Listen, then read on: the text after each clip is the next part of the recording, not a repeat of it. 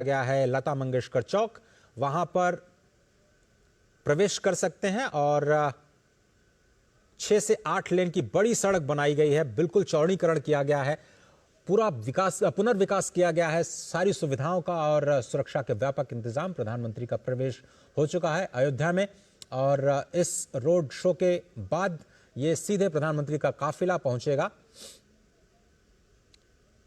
Railway station.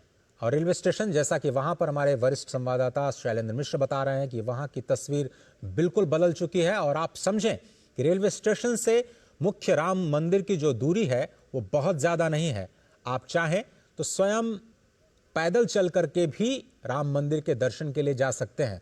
Hanumangarhi उससे पहले पड़ेगा। कहा जाता है कि अगर आप अयोध्या में पदार्पण कर रहे हैं तो सबसे पहले आपको वहां के वर्तमान राजा धीराज हनुमानगढ़ी में विराजित हनुमान जी की आज्ञा लेनी होगी, आदेश लेना होगा और उसके बाद श्री राम जन्मभूमि में श्री राम लला के दर्शनों के लिए आप जा सकेंगे। और अयोध्या में जो रेलवे स्टेशन है वहां से थोड़ी दूर पर अगर आप पैदल भी चलना चाहें, बहुत ज़्यादा आपके पास सामान नहीं है, तो आप सीधे रुक कर सकते हैं हनुमानगढ़ी का। वहां पर दर्शन के पश्चात वहां से बिल्कुल वॉकिंग डिस्टेंस पे आज का जो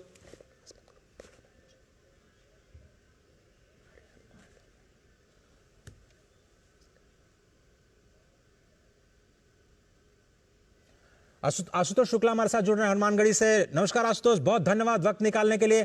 थोड़ा सा हमें माहौल पहुंचाने की कोशिश करिए अपने जरिए, अपने शब्दों के जरिए। क्या है वहां पर प्रधानमंत्री के आगमन के बाद अयोध्या में क्या कुछ बदला? देखिए, अगर हम अजय कहें तो आज के अतिरेक को देख सकते, जो भक्ति का अतिरेक है, आवेग है और जिस तरीके से अयोध्या के लोगों का उत्साह है, इसको शब्दों में बात करना बड़ा मुश्किल होगा। कारण स्पष्ट है कि आज का जो लोगों का यहाँ पर इकट्ठा होना है, वो इकट्ठा अनायास नहीं हुआ है, भक्तिपूर्ण भाव से इकट्ठा हुए हैं। उनमें रोष नहीं है, इसमें शांति है, इसमें उत्साह है, इसमें एक संतुष्ट का भाव दिखाई देता है। अयोध्या यही संस्कृति चाहती थी वर्षों वर्ष को, 500 वर्षों के लगातार संघर्ष के बाद जब यही स्थिति आई है कि भगवान श्री राम लला की प्रतिष्ठा के प्रधानमंत्री नरेंद्र मोदी 22 जनवरी को आएंगे, लेकिन उसके पूर्व अयोध्या को नवनिर्मित करने के लिए, अयोध्या को पूरी तरह से धार्मिक पर्यटन के रूप में, धार्मिक पर्यटन स्थल के रूप में विकसित करने के लिए अनेकों कार्यक्रम, जिसमें एयरपोर्ट हो, चाहे रेलवे स्टेशन हो, चाहे यहाँ सड़कों का सुधार हो या मूलभूत सुविधाओं का विकास हो, जिससे कि देश और विदेश से आने वाले भक्तों को कोई समस्या न यहाँ पर हो, उन सारी चीजों की व्यवस्था प्रधानमंत्री और मुख्यमंत्री और उत्तर प्रदेश और केंद्र की सरकारों का जो सौजन्य रहा है, सौजन्य को यहाँ पर धन्यवाद देने के लिए अयोध्यावासी पूरे नगर सड़क के दोनों तरफ जो है यहाँ पर इकट्ठा हुए हैं। आशुतोष, आप मुझे थोड़ा सा वो मार्ग बता सकते हैं जहां इस वक्त हम देख रहे हैं तस्वीरों में प्रधानमंत्री कौन से रास्ते से जा रहे हैं और उसके बाद कैसे हनुमानगढ़ी होते हुए उस रास्ते से होते हुए रेलवे स्टेशन तक पहुंचेंगे? वो थोड़ा खाका खींच सकते हैं हमारे लिए? बिल्कुल अजय, अगर आप जो है राजधानी लखनऊ की तरफ जाते हैं तो राजधानी लखनऊ से गोरखपुर को जो हमारा हाईवे जाता है, उस हाईवे पर अयोध्या धाम जो है वहां से प्रवेश करते ही अयोध्या धाम में आपको जो है इस बात का एहसास होगा और खासतौर पर यहाँ पर जो व्यवस्था की जा रही है इस तरह से की जा रही है कि जो भक्त अपने भावों को लेकर के आए उन्हें यहाँ पर प्रवेश करते ही अयोध्या में वह वातावरण दिखाई दे और वह धर्म को कहलाता है, जिस पर प्रधानमंत्री नरेंद्र मोदी उतर करके लोगों से अभिवादन स्वीकार करेंगे, लोगों से मुलाकात करेंगे। इस धर्म पक्ष से होते हुए प्रधानमंत्री जी लता मंगेशकर की याद में बनाए गए कुछ चौराहे पर पहुंचेंगे और कहीं न कहीं इसके पीछे संपूर्ण अयोध्या का जो नव निर्माण किया जा रहा है, इसके पीछे चाहे शास्त्र हो, चाहे संगीत हो, सबको एक मिश्रित भाव देकर किया जा रहा है। यही कारण है कि लता और लता का नाम इस चौराहे को दिया गया और इस चौराहे से होते हुए प्रधानमंत्री नरेंद्र मोदी आगे बढ़ेंगे और हनुमानगढ़ी के सामने से होते हुए भगवान श्री राम लला के स्थान पर पहुंचेंगे जहां उनका प्रवेश द्वार है। इसके साथ ही वो रेलवे स्टेशन पहुंच के रेलवे स्टेशन से फिर से एयरपोर्ट पहुंच जाएंगे। अजय, बिल्कुल सही कहा आपने। इस वक्त जो हम तस्वीरें देख रहे हैं वो है धर्मपथ की, जिस तरह से हमारे वरिष्ठ संवाददाता आशुतोष शुक्ल जो कि इस वक्त हनुमानगढ़ी के पास बिल्कुल हैं, बता रहे थे कि इस वक्त प्रधानमंत्री नरेंद्र मोदी रोड शो के पहले हिस्से में धर्म पथ पर अभिवादन स्वीकार कर रहे हैं जनता जनार्दन का, और पोस्टर बैनर के जरिए लगातार उनका स्वागत और साथ ही साथ जनता को भी जो विकास कार्य हैं उनकी जानकारियां देते हुए ये जो बैनर पोस्टर्स हैं, खासतौर पर विकसित भारत की जो विकास यात्रा शुरू की गई है। अगर आप थोड़ी देर बाद देखें तो ये जो काफिला है प्रधानमंत्री का पहुंचेगा लता मंगेशकर चौक, जहां पर 3 विकसित भारत की मोदी की गारंटी की गाड़ियां लगातार लोगों को विकास के कार्यों के बारे में बताती रहे। आप पीछे देखिए 9 करोड़ से ज्यादा लोगों को कैसे योजनाओं के लाभ के साथ जोड़ा गया है, उसकी जानकारी और जनता जनार्दन भागते हुए कार के काफिले के साथ सिर्फ इसी उम्मीद में कि एक तस्वीर और वेद मंत्रोच्चार इस वक्त आप देख रहे हैं आपकी स्क्रीन पर, वेद मंत्रोच्चार के जरिए उनका स्वागत किया जा रहा है, फूल मालाओं के जरिए प्रधानमंत्री का स्वागत। और आशुतोष शुक्ल लगातार पल पल पर जो हमारी गतिविधियां उस पर नजर रखे हुए हैं। राजेश राज हमारे साथ जुड़े हैं। राजेश, आपने भी जायजा लिया नई दिल्ली रेलवे स्टेशन का, लेकिन आप चूंकि बिहार से आते हैं, मां जानकी की जो धरती है वहां से आते हैं, कैसे बिहार के लोग आज नई सुविधाओं के साथ अपने आप को अयोध्या के साथ जुड़ते हुए पाएंगे? देखिए अजय, बिल्कुल आपने सही कहा कि जो अवध और मिथिला के जो संबंध हैं वो बेहद पुराने हैं, और इस संबंध की जो कड़ी है वो कहीं ना कहीं अमृत भारत एक्सप्रेस ट्रेन को जो परिचालन शुरू होगा तो इन संबंधों की कड़ी और भी आगे बढ़ेगी। और हम सब लोग जानते हैं कि अवध भगवान श्री राम की जन्मभूमि है और मिथिला उनका ससुराल है। माता जानकी की जो जन्मभूमि है वो सीतामढ़ी है, और यह जो ट्रेन है अमृत भारत जिसका आज लोकार्पण प्रधानमंत्री मोदी कर रहे हैं, यह train Anand Vihar railway station से चलकर अयोध्या होते हुए, श्री राम जन्मभूमि से अयोध्या होते हुए, माता जानकी की जन्मभूमि सीतामढ़ी होते हुए दरभंगा मिथिलांचल तक की यात्रा जब करेगी तो अवध और मिथिला की दूरियां ही नहीं घटेंगी, बल्कि दिलों के बीच जो हम कह सकते हैं कि जो रिश्तों की जो प्रगाढ़ता है, गर्माहट है, वह भी देखने को मिलेगी। और जो पौराणिक संबंध है, जो पुराने जो रिश्ते रहे हैं, वह भी आगे बढ़ेंगे। और वंदे भारत जैसी हाई क्लास ट्रेन जब भारतीय रेल ने चलाया और उसकी सफलता को देखकर जब विपक्ष के लोग ये कहते थे कि सिर्फ एक क्लास को प्रभावित करने के लिए ट्रेन चलाई गई है, तो अमृत भारत ट्रेन जो है ये नॉन एसी ट्रेन है, और यह जो सामान्य लोग हैं उनके सपनों पर खड़ा उतरने की कोशिश जो है वो भारतीय बिल्कुल सही कहा आपने। और बिल्कुल सही कहा आपने राजेश, चूंकि मिथिला के रस से बहुत सारे लोग अनभिज्ञ हैं, जानते नहीं है कि मिथिला का रस कैसे आपको प्रेम में सराबोर कर देता है। इसलिए जब ये सुविधाएं बढ़ेंगी तो माँ जानकी की धरती, जैसा कि आप कह रहे हैं, सीतामढ़ी और दरभंगा से होती हुई जो अमृत ट्रेन चलेगी।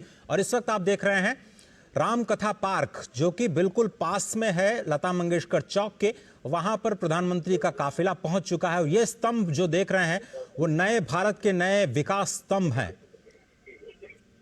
अलग मार्ग पर थोड़ी थोड़ी जगह पर आपको सुलभ शौचालय दिखाई देंगे, यानी बिल्कुल स्वच्छता का ख्याल रखा जाएगा। प्रधानमंत्री जिसके लिए हमेशा कहते रहे हैं कि जो भी तीर्थयात्री आए वो अपना ख्याल रखें, साथ ही साथ शहर का ख्याल रखें, उस तीर्थ का ख्याल रखें जहां पर वो तीर्थाटन के लिए, पर्यटन के लिए जा रहे हैं। ये जो स्तंभ है अभी उसकी खूबसूरत आभा आप शाम को देखिएगा, जब यहाँ पर ज़बरदस्त लाइटिंग होती है तो इन स्तंभ के जरिए कैसे एक विकास का द्वार आपको दिखता है। ये बिल्कुल लता मंगेशकर चौक पर इस वक्त प्रधानमंत्री का काफिला पहुंच चुका है। बहुत ही खूबसूरत तस्वीरें, अनेक संगीत और वाद्य यंत्र के साथ सैकड़ों लोग इस वक्त लता मंगेशकर चौक के पास प्रधानमंत्री नरेंद्र मोदी का अभिवादन करते हुए। उत्सुकता लोगों को जरूर थी, लेकिन उत्सुकता थी 22 जनवरी की। आज के दिन का अंदाज शायद किसी को भी नहीं रहा होगा कि प्रधानमंत्री 22 जनवरी से पहले आज 30 दिसंबर को भी, यानी 2023 खत्म होते होते एक बार अयोध्या का दौरा करेंगे। साथ ही साथ अयोध्या को कई हजारों करोड़ रुपए की परियोजनाओं की सौगात भी देंगे। बहुत सारी परियोजनाएं पिछले 2 साल 3 साल से जो नए अयोध्या का मास्टर प्लान है उसके तहत चल रही थी, उसमें आज 2 बड़ी परियोजनाएं राष्ट्र को समर्पित की जा रही हैं, जिसमें कि अयोध्या धाम रेलवे स्टेशन और महर्षि वाल्मीकि इंटरनेशनल एयरपोर्ट, ये जो दो परियोजनाएं हैं, एक परियोजना दुनिया को कनेक्ट करेगी भगवान राम के धाम से, तो दूसरी परियोजना देश के विभिन्न हिस्सों को भगवान राम के धाम से कनेक्ट करेगी। आशुतोष, क्या आप मेरे साथ बने हुए हैं? नमस्कार आशुतोष, क्या आप मेरे साथ हैं? बिल्कुल अजय, मैं आपके साथ हूँ और इस वक्त प्रधानमंत्री का काफिला धीरे धीरे अयोध्या में प्रवेश कर रहा है और अयोध्या में जो धर्म पक्ष ये काफिला राम पक्ष की ओर मुड़ेगा। राम पक्ष से हनुमानगढ़ी की ओर जो रास्ता जाता है वो भक्ति पक्ष कहलाता है, लेकिन भक्ति पक्ष आज प्रधानमंत्री नहीं जाएंगे। आज राम पक्ष होते हुए वो नवनिर्मित रेलवे स्टेशन का उद्घाटन करने के लिए जाएंगे, जहां पर अयोध्या से और देश और दुनिया की कनेक्टिविटी के लिए तमाम सारी ट्रेनों को जो है हरी झंडी दिखाएंगे। इसके साथ ही नवनिर्मित अयोध्या रेलवे स्टेशन का उद्घाटन करेंगे। आप अजय देख सकते हैं अपने टीवी स्क्रीन पर किस तरीके से लोगों में शांति के साथ अपने उस नायक का जो है स्वागत कर रहे हैं, जो उनको कहीं न कहीं अयोध्या वासियों के मन में है। जिस तरीके से भगवान श्री राम का मंदिर यह बन रहा है, उसके पीछे कहीं न कहीं सरकार का योगदान है। जिस तरह से अयोध्या का विकास हो रहा है उसमें सरकार महत्वपूर्ण कार्य कर रही है और उनके कार्यों को धन्यवाद ज्ञापित करने के लिए अयोध्या वासी आज सड़क के दोनों ओर खड़े हुए हैं। वास्तव में अगर हम कहें तो राम का जो स्वरूप है, राम का जो वांग्मय है, वह एक विराट स्वरूप है, वह एक विराट वांग्मय है। उस वांग्मय में संपूर्ण राष्ट्र समाहित होता है और जब बात राष्ट्रीय एकीकरण की होती है तो बात सिर्फ यही होती है कि भगवान राम का जो स्वरूप है वही राष्ट्रीय एकीकरण का एक मुख्य स्वरूप है। और यही कारण है कि अल्लामा इकबाल ने भी भगवान राम को जो है इसको इकरार हिंद कहा। और यही कारण है कि चाहे जो संस्कृति और सभ्यता रही हो, सारी सभ्यता और सारी संस्कृतियों के लोगों ने भगवान राम के चरित्र को माना है। और ये कारण स्पष्ट है, भगवान राम राजा दशरथ के पुत्र राजकुमार जिन्हें गद्दी मिलने जा रही है, उनका राज्याभिषेक होने जा रहा है, उन्हें वन गमन की जो है अनुमति दी जाती है, आदेश दिया जाता है। और जब भगवान राम राजकुमार के रूप में वन में जाते हैं और वहां से 14 वर्ष के बाद लौट करके आते हैं तो मर्यादा पुरुषोत्तम श्री राम के रूप में होते हैं। भगवान श्री राम ने न कोई उपदेश दिया, न कोई ज्ञान की बात कही, लेकिन समाज, जीवन और मृत्यु से हर पल को जागृत किया, हर पल को जी करके बताया कि व्यक्ति को अपने जीवन को किस तरह से अनुशासित रख जीना चाहिए, राष्ट्र के प्रति उसका क्या समर्पण होना चाहिए, भारत के भाई के प्रति क्या होना चाहिए, पिता के प्रति क्या होना चाहिए, समाज के प्रति उसका क्या उत्तरदायित्व है, राजा के रूप में उसका व्यवहार क्या है। और यही कारण है कि राम राज्य की आज भी कल्पना की जाती है और उसी राम राज्य की कल्पना को साकार करने के लिए प्रधानमंत्री नरेंद्र मोदी आज अयोध्या के सड़कों पर हैं। कभी वो धर्म पथ पर है, कभी राम पथ पर है, कभी भक्ति पथ पर है, लेकिन ये सारे पथ एक उस रणनीति की ओर जाते हैं, ये सारे पथ इस शांति की ओर जाते हैं जिसकी न केवल देश को बल्कि दुनिया को जरूरत है। अजय, बिल्कुल सही कहा आपने। और अगर इस दृश्य की बात करें तो ये सामान्य दृश्य नहीं है आशुतोष, और कई दिनों से आप उस अयोध्या की परम पावन धरती पर निवास कर रहे हैं जिसकी हम लोग सिर्फ कल्पना करते हैं, हम लोग सोचते हैं, लेकिन आपका भाग्य अद्भुत है क्योंकि भगवान शंकर स्वयं कहते हैं कि ये तो बहुत ही दुर्गम नगरी है, वहां पर रहना, वहां पर तपस्या करना, वहां पर दान करना ये बहुत ही दुष्कर है। और अगर आपको अयोध्या वास मिल जाए ये तो बहुत ही सुदुष्कर है। अगर आप एक पग पग इस अयोध्या की धरती पर बढ़ाते हैं तो आपको अश्वमेध यज्ञ का फल मिलता है। यावत पदानि रामस्य मार्गम गच्छति मानुषः पदे पदे श्वमेधस्य यज्ञस्य लभते फलम। एक एक पद, तो आप देख रहे हैं कि जो ये सुरक्षा कर्मी भी एक एक पद इस वक्त काफिले के साथ बढ़ा रहे हैं और सैकड़ों हजारों की संख्या में जो लोग अभिवादन कर रहे हैं। भले ही इस वक्त मौका प्रधानमंत्री के अभिवादन का हो, उनके स्वागत का हो, क्योंकि विकास पुरुष कहे जाते हैं, विकास की बड़ी सौगातें आज अयोध्या को मिलने जा रही हैं, लेकिन अपने आप में ये तीर्थ यात्रा से कम नहीं है और एक बहुत ही अनोखा अवसर अयोध्या वासियों के लिए इस वक्त आप देख रहे हैं। धर्म पथ से चलते हुए अब राम पथ, जो 3 मुख्य पथ कहे गए हैं आज की नई अयोध्या, जिसको आप कहें नई अयोध्या, तो मैं इसलिए कह रहा हूं कि नई अयोध्या और पुरानी अयोध्या कि आप रिलेट कर सकते हैं कि एक तरफ संस्कार, विचार, संस्कृति और जो विरासत है उसको संरक्षण संरक्षित करते हुए प्राचीन अयोध्या के जो प्राचीन संस्मरण हैं उनको कैसे संरक्षित रखते हुए नए कीर्तिमान और नए स्थलों का विकास किया जा रहा है। इसमें न केवल भव्य राम मंदिर बल्कि 148 आध्यात्मिक स्थलों का विकास एक साथ किया जा रहा है। दूसरी तरफ नई अयोध्या बन रही है जिसमें वर्ल्ड क्लास विश्व स्तर की आपको रेलवे स्टेशंस, विश्व स्तर के आपको इंटरनेशनल जो हवाई अड्डा उसका निर्माण और सड़कों का निर्माण, यानी सड़क परिवहन, रेल परिवहन, हवाई परिवहन और साथ ही साथ वाटरवेज, उसको भी आप नहीं भूल सकते हैं क्योंकि अयोध्या शायद एशिया का पहला शहर होगा जिसको वाटरवेज यानी सरयू के किनारे किनारे डेवलप करके एक नया मॉडल देने की कोशिश की जा रही है इस हेरिटेज टूरिज्म को बढ़ावा देने की। आशुतोष, $1 ट्रिलियन इकोनॉमी की बात करता है उत्तर प्रदेश।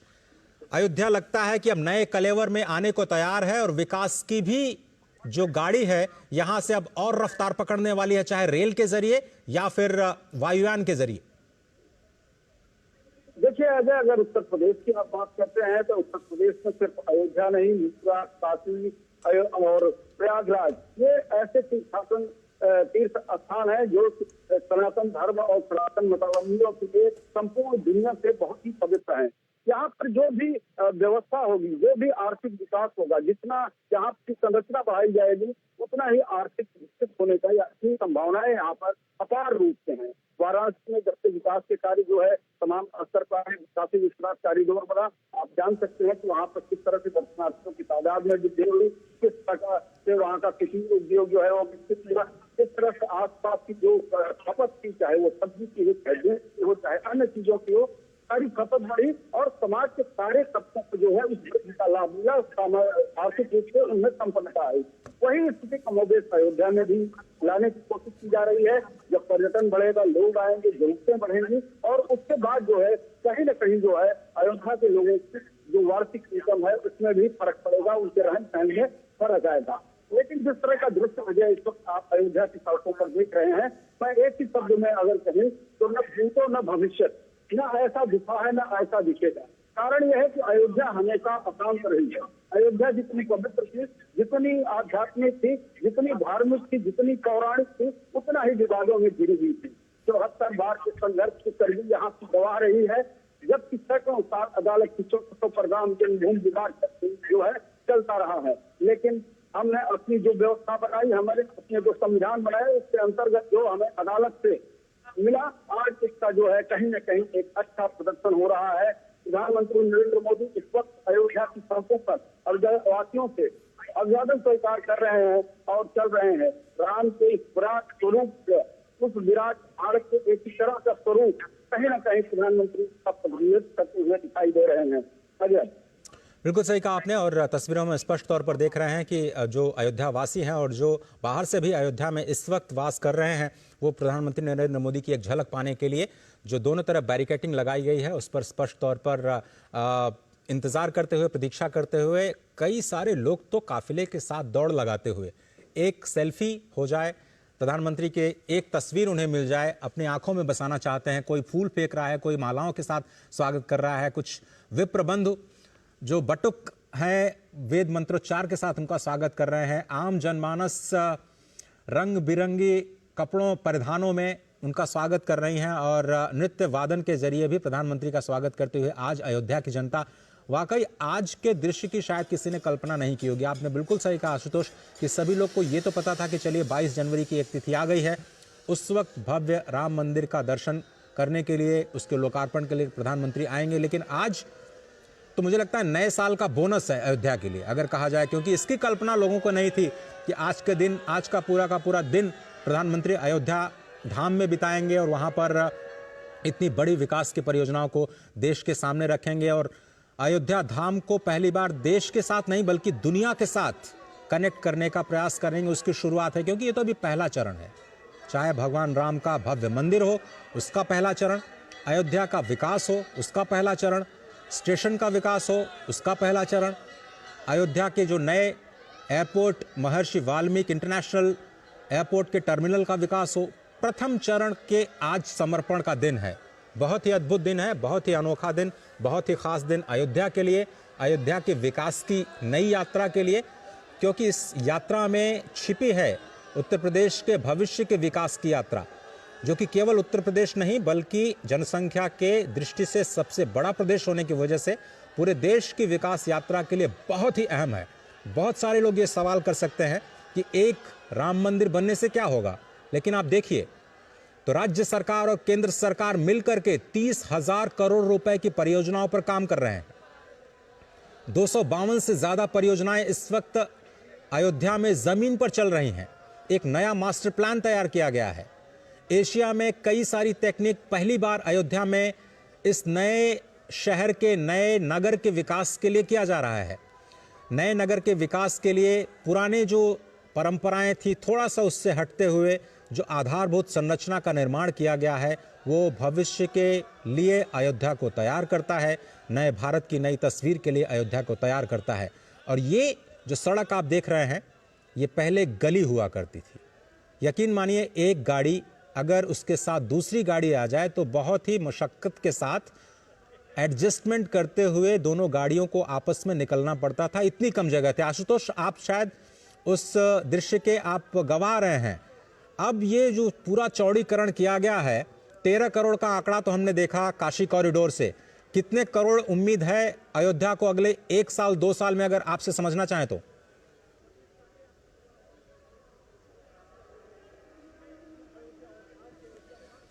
चलिए आशुतोष से हम संपर्क करने की कोशिश करेंगे। जी जी जी जी अजय, तो पहले मैं आपको बताना चाहूंगा कि जो भौतिक वातावरण है वो सुविधा भक्तों को प्रदान करता है, लेकिन आकर्षण जो है निश्चित की होती है, उस जगह की होती है, उस देवता की है जो सबको आकर्षित करता है, जो अपने पथ से अपने मार्ग पर चलाने के लिए लोगों को प्रेरित करता है। और यही कारण है कि अब कोई बजट, कोई संख्या अयोध्या के लिए न सरकार निर्धारित कर रही है, न लोग चाहते हैं कि निर्धारित हो। लोग ये चाहते हैं कि एक ऐसी अयोध्या बने जो अविस्मरणीय हो, एक ऐसी अयोध्या बने जो शांति का प्रतीक हो, एक ऐसी अयोध्या बने जो निशस्त्रीकरण को जो है जोड़ दे, बारूद के ढेर पर बैठी हुई दुनिया को संदेश दे, शांति का संदेश, सद्भाव का संदेश दे।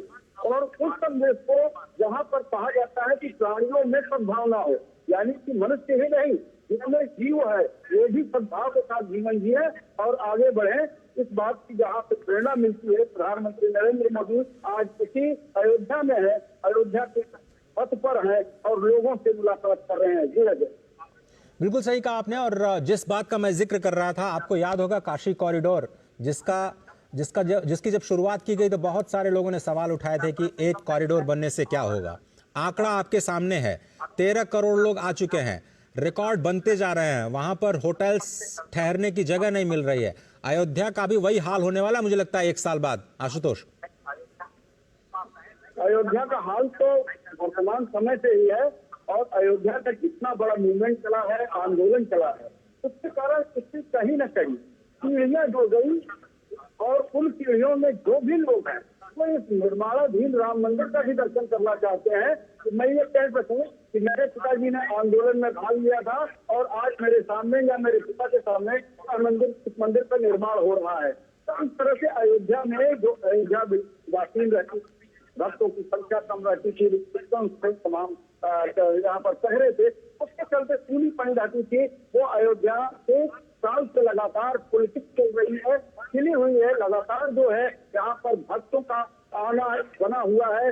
सुदूर देश से लोग आ रहे हैं, विभिन्न प्रांतों से लोग आ रहे हैं। भाषा और भौगोलिक सीमाएं अयोध्या आने के लिए टूट गई है। लोग सिर्फ रामलला विराजमान का दर्शन चाहते हैं, रामलला विराजमान के साथ के बाद भगवान राम की स्तुति करके उनका आशीर्वाद चाहते हैं। और यही कारण है कि प्रधानमंत्री नरेंद्र मोदी उस जनभावना के अनुरूप व्यवहार करते हुए एक नायक के तौर पर अयोध्या की सड़कों पर अजय आपको दिखाई दे रहे हैं। अजय, बिल्कुल सही कहा आपने। और स्पष्ट इन तस्वीरों से ये हो जाता है कि आज प्रधानमंत्री जब पहुंचे हैं अयोध्या की धरा पर, और ये सीधी तस्वीरें हम आपको इस वक्त दिखा रहे हैं, ये है रामपथ।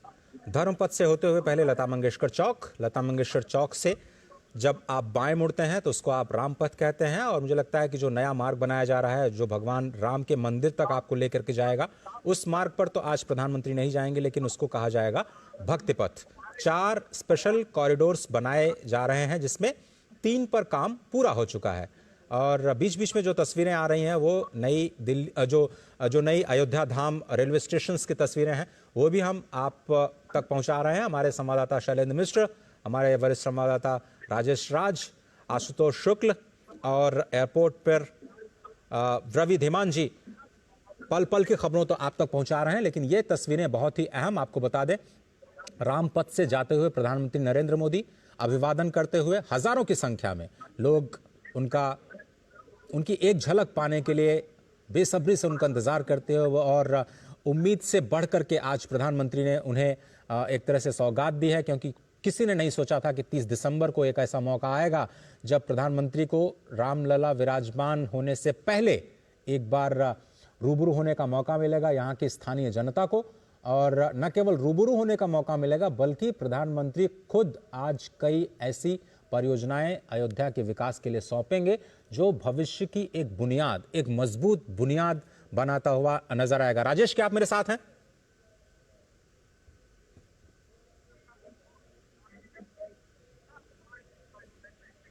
राजेश या शैलेंद्र, क्या आप में से कोई मुझे सुन पा रहा है? हाँ, मैं अजय जी आपकी आवाज सुन रहा हूँ। राजेश जी, बहुत धन्यवाद आपका। एक बार फिर से इस यात्रा को हम आपके साथ आगे बढ़ाते हैं। आशुतोष जी भी हमारे साथ बने हुए हैं। इस वक्त जो यात्रा है वो रामपथ की है और आपने कहा कि माँ जानकी की जो धरती है, भक्ति नगरी, वहां से जोड़ते हुए अमृत ट्रेन चलने वाली है और आपने तो उस ट्रेन में सफर भी किया है। कितनी बदलेगी दुनिया तीर्थयात्रियों की? देखिए, बिल्कुल आपने सही कहा कि भगवान श्री राम की जो जन्मभूमि है अयोध्या, यह करोड़ों जो लोग हैं हिंदुस्तान के, जो राम में आस्था रखने वाले लोग हैं, उनकी कहीं ना कहीं एक बड़ी तीर्थस्थली है।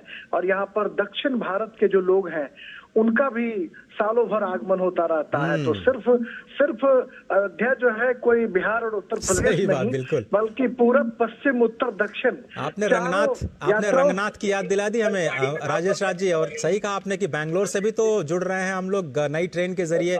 बहुत जल्दी विश्वेश्वरैया टर्मिनल से अयोध्या को जोड़ते हुए नई ट्रेन वहां से भी चलने वाली है। बिल्कुल, आज जो 2 अमृत भारत ट्रेन का परिचालन हो रहा है अजय, उसमें अयोध्या से एक दरभंगा और दूसरी जो ट्रेन है वो मालदा टाउन और बेंगलोर के बीच जो है वो अमृत भारत का परिचालन हो रहा है। और आने वाले दिनों में ये उम्मीद की जा रही है कि जैसे अयोध्या धाम रेलवे स्टेशन का कायाकल्प कर दिया गया, रात जब रेल मंत्री अश्विनी वैष्णव का मैंने इंटरव्यू किया था तो अश्विनी वैष्णव ने यही कहा कि आज इसकी कैपेसिटी 20,000 है, लेकिन आने वाले दिनों में 1 लाख लोगों के आवाजाही की कैपेसिटी बनाने की क्षमता हम अयोध्या धाम रेलवे स्टेशन पर रखेंगे। और स्टेशन के सबसे ऊपरी हिस्से पर जाकर के जब हमने देखा तो एक रूफ जो है वो तैयार किया गया है जिस पर भी मुसाफिर आकर के बैठने का काम करेंगे। रूफ लॉन्ज उसको कहा जाएगा और वो एक बेहद खूबसूरत नजारा प्रस्तुत कर रहा है। तो कुल मिलाकर हम देख सकते हैं कि जब यहाँ पर अयोध्या जो लोग आएंगे तीर्थाटन करने के लिए और उनकी हसरत होगी कि माता जानकी की भूमि सीतामढ़ी हम जाएं और सीतामढ़ी से फिर जो रामचंद्र जी का जो ससुराल है जनकपुर, वहां तक की यात्रा करें, तो कहीं न कहीं राजा दशरथ और राजा जनक की जो दोनों नगरी है वो नगरी दोनों अपने को एक दूसरे को एसोसिएट करेंगे, संबद्ध करेंगे। और जो यहाँ तीर्थाटन करने वाले लोग हैं राजेश जब भगवान राम की वर यात्रा श्री अयोध्या धाम से निकली जनकपुर पहुंचने के लिए तो कई सारे दिन लग गए, क्योंकि उस वक्त तो रोज लोग पैदल चला करते थे, रथ के द्वारा चला करते थे। लेकिन आज जो यात्रा है विकास की इस नए परिवेश में, आधुनिक परिवेश में, समय की जो सीमा है बहुत कम हो जाएगी। ये जो अमृत ट्रेन आप बता रहे हैं, कितना समय लगेगा पहुंचने में मां जानकी की धरती से भगवान राम के अयोध्या धाम तक? देखिए, अयोध्या धाम जो ट्रेन अभी इनॉग्रल जो ट्रेन है, जिस ट्रेन में मैं सफर करूंगा गोरखपुर तक, हम बाबा गोरखनाथ की धरती तक हम जाएंगे। तो गोरखपुर तक हम 2-2:30 बजे के आसपास पहुंचेंगे और यह ट्रेन दरभंगा आज रात तकरीबन 12 बजे के आसपास जो है, ये 12 बजे के आसपास, 12 बजे से के ऊपर जो है ये ट्रेन पहुंच जाएगी। और उससे पहले जो है सीतामढ़ी जो है माता जानकी की जो धरती, वहाँ ट्रेन पहुंचेगी। जनकपुर मतलब कमोबेश 10-12 घंटे का आप सफर कह रहे हैं कि 10-12 घंटे में आप आराम से वहां से जनकपुर से अयोध्या धाम पहुंच सकते हैं। चलिए, सबसे बड़ी बात है अजय कि जो ट्रेन है, ये ट्रेन फुल्ली जो है नॉन एसी ट्रेन है। और जो पहले सवारी गाड़ियां चलती थी उन सवारी गाड़ियों को इतना अपग्रेड किया गया है कि इसकी जो सीटें हैं, बाथरूम्स हैं, या जो तमाम जो सुविधाएं इसमें दी गई हैं बहुत अत्याधुनिक है।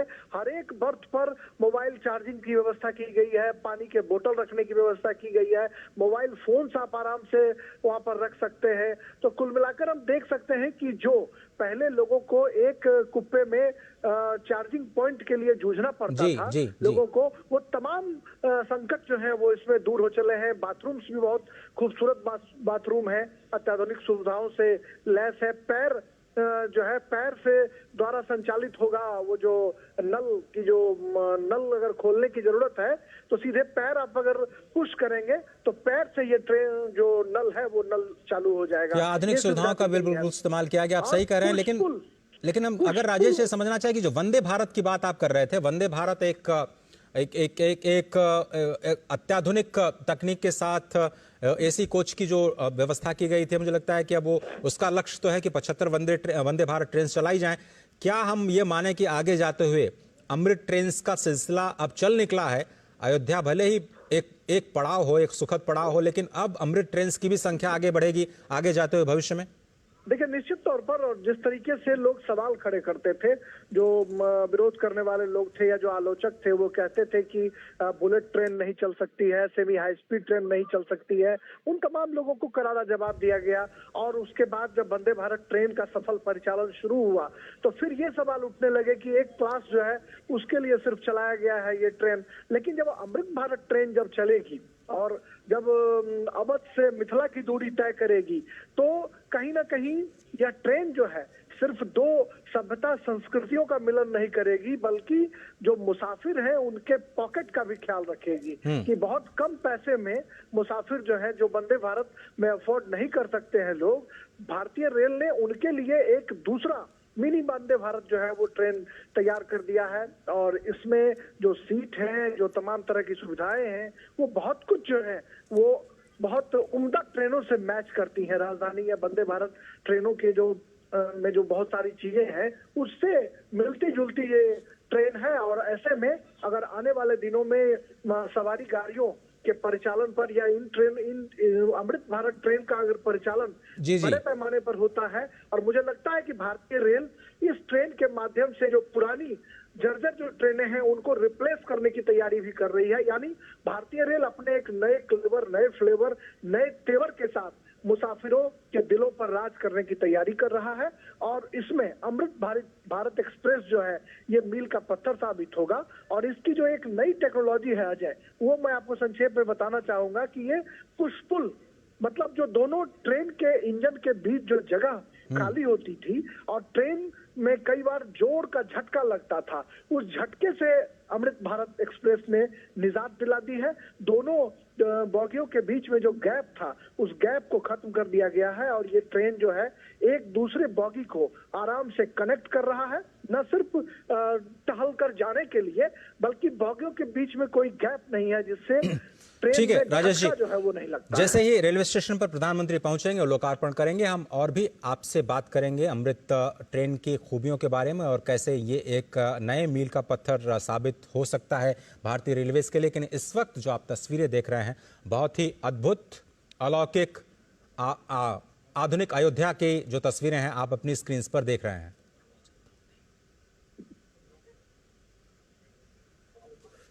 स्पष्ट तौर पर ये जो रामपथ से तस्वीरें हम आप तक पहुंचा रहे हैं, प्रधानमंत्री नरेंद्र मोदी वहां पर पहुंचे हैं और अयोध्या के जो वासी हैं वहां पर उनका स्वागत करते हुए और सभी का अभिवादन करते हुए प्रधानमंत्री ये कोशिश करते हैं कि कोई छूट न जाए, जहां तक हो सके वो जनता के साथ संवाद करने का, अपने हाथों के अभिवादन के माध्यम से, अपने आंखों के माध्यम से लगातार सबसे बातचीत करते हुए, अभिवादन स्वीकार करते हुए, प्रणाम स्वीकार करते हुए, स्वयं अभिवादन करते हुए, सभी के स्वागत का उत्तर देते हुए प्रधानमंत्री नरेंद्र मोदी, आप देख रहे हैं ये रामपथ की तस्वीरें। जैसा कि हमारे संवाददाता लगातार बता रहे थे कि सीधे जो आउटर बाईपास रोड है वहां से आप धर्म पथ पर प्रवेश करेंगे, जहां पर शुरुआत की प्रधानमंत्री ने और भव्य स्तंभों के जरिए स्वागत किया गया उनका। और सैकड़ों हजारों की संख्या में जनता ने उनका अभिवादन किया। उसके बाद काफिला पहुंचा लता मंगेशकर चौक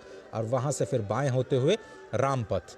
ये रामपथ सीधे आपको लता मंगेशकर चौक से नई दिल्ली माफ कीजिएगा, नई दिल्ली नहीं, नई अयोध्या के अयोध्या धाम रेलवे स्टेशन के साथ जोड़ेगी। और ये जो विकास की यात्रा है, नई दिल्ली लखनऊ एक साथ जब मिलकर के काम करते हैं तो किस तरह की परियोजनाएं ज़मीन पर आती हैं, उसकी एक बानगी आपको ज़रूर देखने को मिलेगी। लेकिन अभी आप उत्साह देखिए अयोध्या वासियों का। अयोध्या वासी जो बार बार मैं कह रहा हूं कि भगवान शंकर स्वयं कहते हैं कि यहाँ के वासी श्री जगन्नाथ जी का स्वरूप है। वहाँ पर चलना ही प्रदक्षिणा है। अयोध्या में अगर आप नींद भी लेते हैं तो उसको समाधि कहा जाता है। वहाँ पर अगर आप भोजन करते हैं तो उसको प्रसाद कहा जाता है। स्पष्ट तौर पर आज बाबा नागेश्वर नाथ जो कि वहाँ के महादेव हैं बहुत ही प्रसन्न होंगे। लता मंगेशकर चौक पर जो राम की पैड़ी है, वहाँ पर जिनका दिव्य भव्य मंदिर है, वहाँ पर भी सैकड़ों हजारों की संख्या में रोज़ लोगों का जमावड़ा होता है। और भगवान महादेव आज बहुत ही प्रसन्न होंगे। आज इस विकास यात्रा को देख करके अयोध्या वासियों के मन में जो उत्साह है उसको देख करके, और जो विकास की नई धारा बही है और जो सौगातें अयोध्या को मिलने वाली हैं आने वाले दिनों में, उसको देख करके अयोध्या के जितने भी लोग हैं स्वयं अपने आप को रोक नहीं पा रहे हैं इस वक्त अपने अभिवादन के लिए, प्रधानमंत्री के स्वागत के लिए। रामपथ से बढ़ता हुआ ये प्रधानमंत्री का काफिला। स्पष्ट तौर पर ये कहा जाता है कि जो अयोध्यापुरी है वो पापियों को दुर्लभ है। यानी जो लोग वहाँ नहीं पहुँच पाते हैं वो समझ लीजिए कि थोड़ा सा आपको प्रयास करना है, थोड़ी सिफारिश करनी है कि आपको अयोध्या पहुँचने का एक मौका मिले। अयोध्या में माँ सरयू जब आपने देखा कि धर्मपथ से जाते हुए वो राम कथा पार्क के पास पहुँचे, लता मंगेशकर चौक, बिल्कुल वहाँ से 100 से 150 मीटर दूरी पर माँ सरयू बहती हैं। और माँ सरयू के तट पर अयोध्या की अगर हम बात किए जाए तो अयोध्या का पूरा जो विस्तार है वो 12 योजन यानी 144 किलोमीटर लंबा और 3 योजन यानी 36 किलोमीटर चौड़ा। ये स्कंद पुराण में अयोध्या की गति और स्थिति बताई गई है। मिथिला से संबंध रखने वाले हमारे संवाददाता राजेश राज से हम बात कर रहे थे और बार बार उनका ध्यान आता है तो मैं मिथिला पहुंच जाता हूं, क्योंकि मिथिला के ही पूरी पीठाधीश्वर वो बार बार ये कहते हैं कि भारत विश्व का हृदय है। और विश्व जब हम कहते हैं तो विश्व शब्द का अर्थ केवल ये वास्तविक दुनिया जो हम आज देख पाते हैं 183 देशों की, वो दुनिया हमारे संस्कारों में, हमारी संस्कृति में विश्व नहीं है, बल्कि विश्व का जो मतलब है, जो अर्थ है, वो विष्णु सहस्त्र नाम में पहला ही नाम भगवान विष्णु का विश्व है। और अनंत अनंत ब्रह्मांड उस विश्व में, उस विश्व शब्द में समा जाते हैं। और जब हम कहते हैं कि भारत विश्व गुरु है तो जो लोग ये समझते हैं नहीं हैं या फिर इस शब्द का अर्थ नहीं समझते हैं, वो इस बात को समझते नहीं हैं कि भारत भा यानी ज्ञान की धरती है और भारत की धरती से ही विश्व गुरु बनने का सपना साकार हो सकता है, हो रहा है और होगा, इसमें कोई शक नहीं है। क्योंकि अनंत अनंत ब्रह्मांड की गति और मति को हमारे ही शास्त्रों और जो संस्कारों हैं उससे समझने की, भगवान राम के स्वयं जीवन से समझने की जो प्रेरणा मिलती है वो स्पष्ट तौर पर दिखाई देती है। मुझे लगता है कि ये काफिला धीरे धीरे उस स्थान तक पहुंच चुका है जिसे अब अयोध्या धाम रेलवे स्टेशन के बिल्कुल करीब समझा जा सकता है। संवाददाता राजेश राज बता रहे थे कि आप रेलवे स्टेशन के परकोटे पर यानी उस शिखर पर पहुंच करके बहुत सारे मंदिरों के शिखर का भी दर्शन कर सकते हैं। वहां पे फूड प्लाजा में व्यंजनों का आनंद ले सकते हैं, प्रतीक्षालय में जाकर के आराम कर सकते हैं और वहां से बिल्कुल पैदल यात्रा करते हुए श्री हनुमानगढ़ी के दर्शन के लिए जा सकते हैं, भगवान श्री राम के दर्शन के लिए जा सकते हैं। तो जिस तरह से मैं बता रहा था कि भगवान ये जो भारत है पूरे विश्व का हृदय है, उसी तरह से ये अयोध्या कहा जाता है वैकुंठ का हृदय है। और स्वयं जो स्वयंभू मनु हैं उन्होंने भगवान से प्रार्थना करके वैकुंठ से पहले अयोध्या को लेकर के आए। लेकिन जब अयोध्या यहाँ पहुंची तो इस धरा में, इस धरती में उतनी सामर्थ्य नहीं थी कि इस नगरी को अपने ऊपर स्थापित कर पाए। भगवान शंकर की नगरी काशी जिस तरह से उनके त्रिशूल पे बसी है, तो भगवान विष्णु को अपने चक्र को पहले भेजना पड़ा इस अद्भुत अलौकिक नगरी को स्थान देने के लिए। भगवान सुदर्शन चक्र सबसे पहले यहाँ आए और जैसा कि मैं आपको बता रहा था कि 12 योजन लंबी यानी 144 किलोमीटर लंबी 36 किलोमीटर चौड़ी अयोध्या की धरती को भगवान सुदर्शन चक्र ने अपने ऊपर स्थापित किया। और आज भी माना जाता है कि ये मत्स्याकार जो अयोध्या की परिसीमा है, गुप्तार घाट से लेकर के आज जो नया घाट जिसकी हम बात करते हैं, ये तो बहुत छोटी सीमा है। लेकिन आप 144 केंद्र अगर आप उस राम जन्मभूमि को मान लें तो 144 किलोमीटर का दायरा आप अयोध्या को मान सकते हैं स्कंद पुराण के आधार पर। और उसी अयोध्या को पुनर्विकसित करने का, विकास के साथ साथ विरासत को संभालने का ये प्रण जो हमने विकसित भारत को बनाने के साथ में लिया है कि हमें अपनी विरासत का सम्मान करना है, उसका संरक्षण करना है, उसके निर्माण के लिए ये प्रयास लगातार निरंतर जारी है। और आज का दिन बेहद अहम।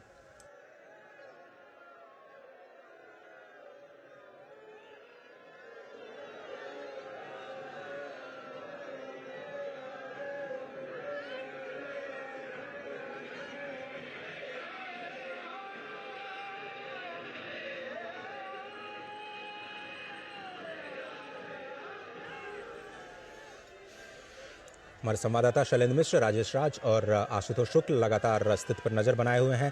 इस भव्य और दिव्य यात्रा के गवाह ये तीनों ही संवाददाता इस वक्त अयोध्या की धरती पर खुद मौजूद।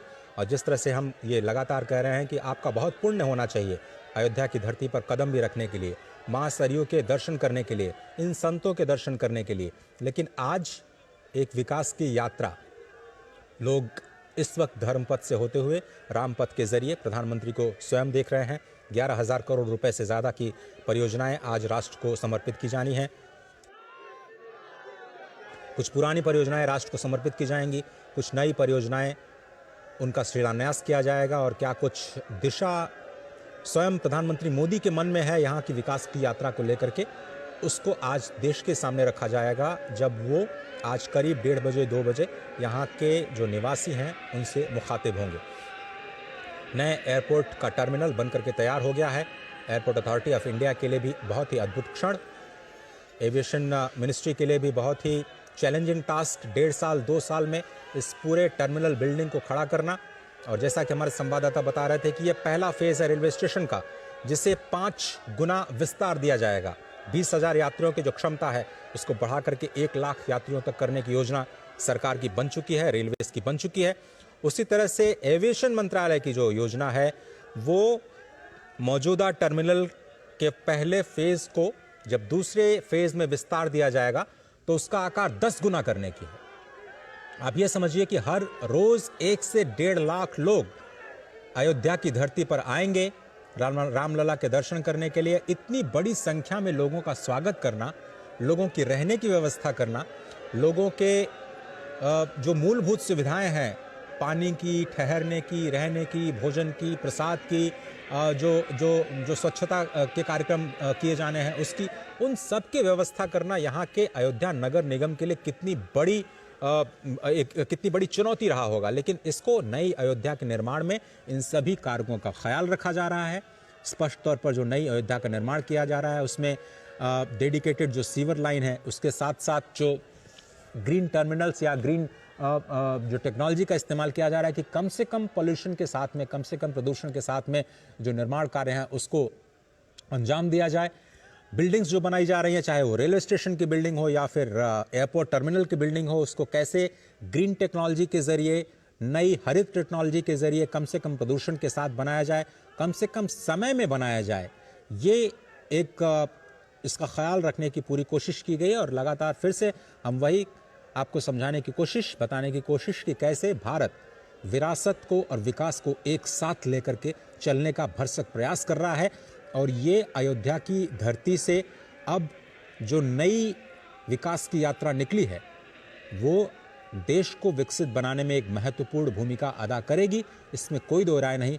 क्योंकि अब जनता, खास तौर पर युवाओं का जो आकर्षण है इन नई आधारभूत संरचनाओं के जरिए, जो पूरी दुनिया को आकृष्ट करने का, भगवान राम के धाम में आकृष्ट करने का जो प्रयास, उसकी शुरुआत हुई है, वो एक अनोखी पहल कही जा सकती है अयोध्या के विकास के लिए। आशुतोष शुक्ल, क्या आप मेरे साथ हैं? बिल्कुल अजय मैं सुन रहा हूँ। तो इस विकास यात्रा को अब आपके जरिए हम आगे बढ़ाते हैं और समझने की कोशिश करते हैं कि ये जो यात्रा है, विकास की यात्रा, अब यहाँ से आगे और कौन से पड़ाव तय करने जा रही है? बिल्कुल अजय, जिस तरीके से ये विकास यात्रा है, इसका पड़ाव जो है वो इसका आखिरी कोई छोर नहीं होता है। विकास की यात्रा में अगर आप केवल मूलभूत सुविधाओं या संरचनाओं के विकास को विकास मानते हैं तो वह संपूर्ण विकास नहीं है। विकास में व्यक्तित्व का विकास, मानवता का विकास, समाज का विकास, निर्माण, ये सारी चीजें भी जुड़ती हैं। और यही कारण है कि जब सत्ता का निर्माण होता है, किसी देश का निर्माण होता है, तो उसके पीछे एक वैचारिक अवधारणा होती है। और उसी वैचारिक अवधारणा को सामने रखते हुए कहीं न कहीं अयोध्या में जो विकास का कार्य चल रहा है, या फिर राम मंदिर का निर्माण चल रहा है, या जो यहाँ की धार्मिक आस्था लोगों में है, उसके अनुरूप जो है यहाँ पर लोगों को आर्थिक विकास और धार्मिक रूप से सजगता जो है, और धर्म पथ पर चलने की जो प्रेरणा है, उस प्रेरणा के साथ जो है आर्थिक विकास में कहीं न कहीं भागीदारी हो, इसी कल्पना के साथ अयोध्या को विकसित किया जा रहा है। अजय, बिल्कुल सही कहा आपने। और धर्म पथ से लता मंगेशकर चौक से रेलवे स्टेशन की दूरी कितनी है आशुतोष जी? अगर आप पैदल चलते हैं तो तीर्थयात्रियों को कितना समय लग सकता है, और वहां पर क्या क्या सुविधाएं हैं, अगर आपने जायजा लिया हो तो? देखिए, धर्म पथ से अगर लता मंगेशकर चौराहे की दूरी अगर हम रेलवे स्टेशन से हैं, और अगर हम संपूर्ण परिधि की बात अगर करते हैं, संपूर्ण परिधि जिसमें जो है राम जन्मभूमि स्थान, हनुमान मंदिर, सड़क भवन, या राम की पैड़ी, या लता चौराहा, और या फिर रेलवे स्टेशन, ये सारी चीजें जो है अयोध्या की कुल जब आप 5 किलोमीटर की परिधि में पूरी होती है। जो वॉकिंग डिस्टेंस होता है, आमतौर पर जो यहाँ पर धर्मार्थी आते हैं दर्शन करने के लिए, वो सरयू में स्नान